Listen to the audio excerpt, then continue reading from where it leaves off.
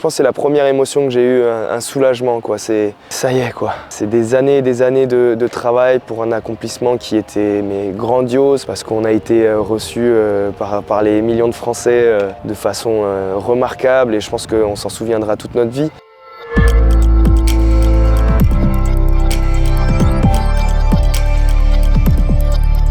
Salut, je m'appelle Stéphane Parez-Edo-Martin, je suis joueur de l'équipe de France de rugby à 7, professionnel, champion du monde et champion olympique, et je suis représenté par l'agence Sport Models.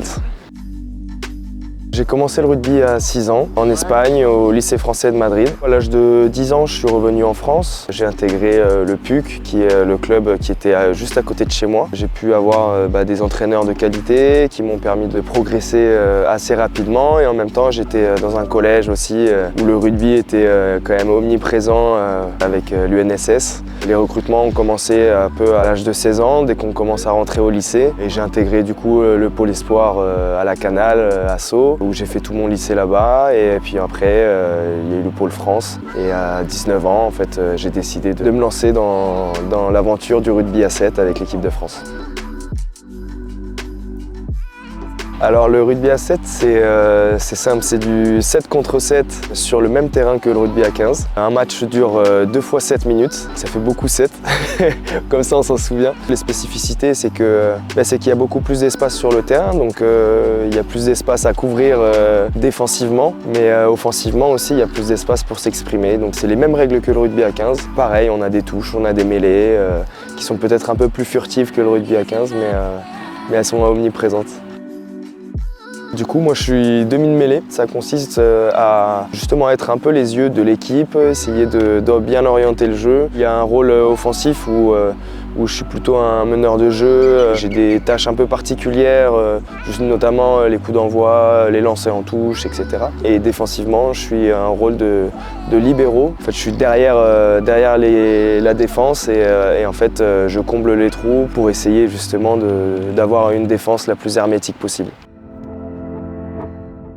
J'entame ma 11e saison avec l'équipe de France de rugby à 7. J'ai réussi à avoir 2 titres de champion d'Europe, dont un qui nous a qualifiés pour participer aux Jeux Olympiques de Rio en 2016, où là-bas on fait quart de finaliste. C'était hyper intéressant parce que dans la défaite, tu apprends beaucoup. Comme si c'était pas assez, en fait, on se qualifie pas pour Tokyo. On est écœuré quand même du rugby, forcément, quand on n'atteint pas nos objectifs. Mais quelques mois plus tard, ça m'a donné énormément de force justement pour me lancer dans cette aventure de Paris 2024. Et du coup, cette saison, on a réussi à devenir champion du monde avec l'équipe de France et champion olympique. Je pense que c'est la première émotion que j'ai eue, un soulagement, quoi. Ça y est, quoi. C'est des années et des années de travail pour un accomplissement qui était grandiose, parce qu'on a été reçus par les millions de Français de façon remarquable, et je pense qu'on s'en souviendra toute notre vie. Une joie qui était immense. Ouais, non, je pense que c'est le mélange de ces deux sensations qui reste encore indescriptible, parce que c'est quelque chose qui est particulier, mais qui fait énormément de bien. L'objectif de la saison, c'était de gagner un tournoi dans le championnat. On a gagné notre premier tournoi depuis plus de 19 ans. Donc on en a gagné un premier à Los Angeles. Et puis en suivant, on est champion du monde. Ça, c'était pas forcément l'objectif, mais on l'a. Et du coup, l'objectif final, c'était Paris 2024. Et là, on y arrive. Donc effectivement, c'est vrai qu'après, on se dit, bon, ok, on a accompli même des objectifs qu'on n'avait même pas mis sur la feuille, donc qu'est-ce qu'on pourrait faire? Et je pense que là on arrive à un moment où le rugby à 7 a eu vraiment explosé. Ça a été mis en lumière de façon spectaculaire, et je pense que c'est un combat aussi qu'on a mené pendant des années. On a voulu faire en sorte que notre sport soit vu par tout le monde. On peut prendre un tournant dans les années à venir, et on veut vraiment que le rugby à 7 s'inscrive dans le paysage du sport français, et que ce ne soit pas qu'un sport qu'on regarde tous les 4 ans.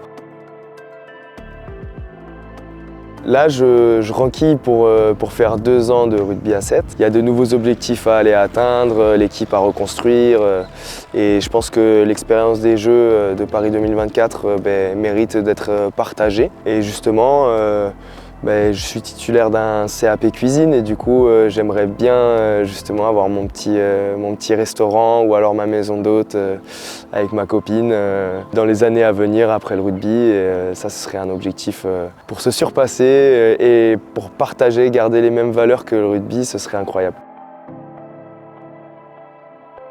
Qu'est-ce qu'on pourrait me souhaiter de rester un peu aussi simple que je suis aujourd'hui. J'ai pas forcément envie d'évoluer dans de mauvais travers forcément. J'espère pouvoir apporter autant d'amour que je peux apporter à mes proches et j'espère rester aussi rayonnant que possible.